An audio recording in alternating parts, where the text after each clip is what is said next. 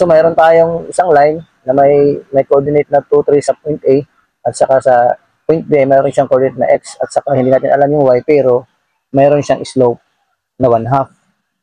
So, ang slope formula ay slope is equal to y sub 2 minus y sub 1 over x sub 2 minus x sub 1.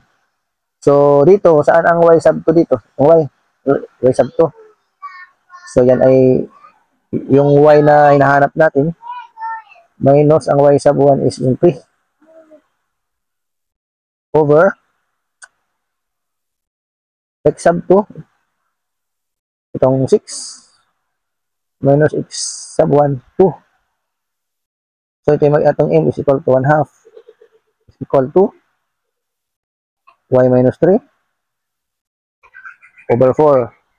So mag cross multiply lang tayo, so ito magiging 1 times 4 is 4 equal to 2 times y 2y 2 times 3 is 2y, ito yung negative 6. So, ililipat natin sa kabila yung negative 6. Yan ay magiging 4 plus 6, magiging positive yan, equal to 2y. So, ito yung magiging 10 is equal to 2y. So, divide natin both side by 2 kasi hinahanap natin yung value ng y.